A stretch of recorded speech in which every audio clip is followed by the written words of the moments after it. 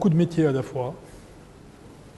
En fait, 3 métiers essentiellement. Le conseil aux entreprises et un accompagnement pour entrer dans le marché boursier, se faire coter.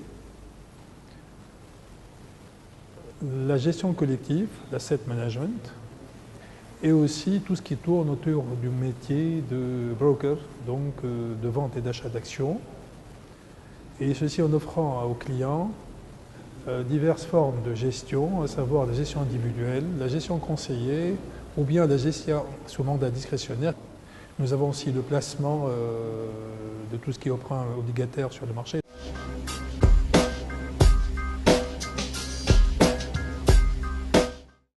Produits ou services, ce sont des produits actions, donc des produits obligations, et aussi des OPCVM, à savoir des SICAV et des fonds communs de placement. Essentiellement, outre le conseil, outre l'accompagnement, donc conseil essentiellement au niveau de la fiscalité. Fiscalité aussi bien au profit donc, des entreprises que des particuliers.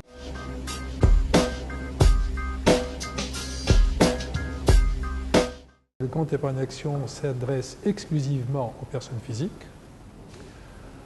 assujetties à l'impôt en Tunisie. Le compte épargne action, c'est quoi? C'est l'un des outils et l'un des moyens qui permettent de réduire sa facture fiscale et donc de payer moins d'impôts. Comment cela? Pourquoi cela? Tout simplement, l'État veut encourager l'investissement boursier parce que c'est l'un des outils les plus adéquats pour financer l'entreprise, donc financer l'économie. En même temps aussi rendre service à l'épargnant en lui ouvrant des voies de la bourse et en vulgarisant la bourse.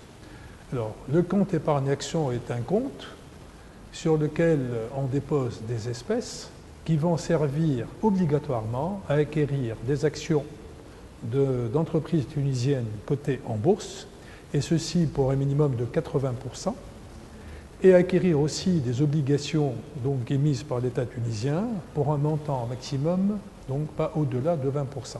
Ceci étant, l'épargnant ou titulaire d'un compte épargne action a tout à fait la possibilité de tout placer en actions, de même qu'il peut investir donc ses fonds en SICAV ou fonds commun de placement dédiés. Autre chose et autre intérêt du CEA, c'est que les dividendes produits par les actions sont aussi retirables. Et bien entendu, ça c'est le droit commun, elles ne sont pas imposables. Les dividendes ne sont pas imposés en Tunisie.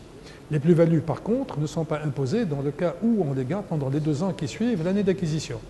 Le plus simple, le plus facile, c'est d'opter pour l'un des produits de gestion collective est géré par nous-mêmes et donc notre client bénéficierait d'une gestion de professionnels gratuitement. Avec la possibilité, bien entendu, de mixer, de sortir de la gestion collective, donc du fonds commun de placement, et revenir vers des actions choisies librement par lui ou voire par nous.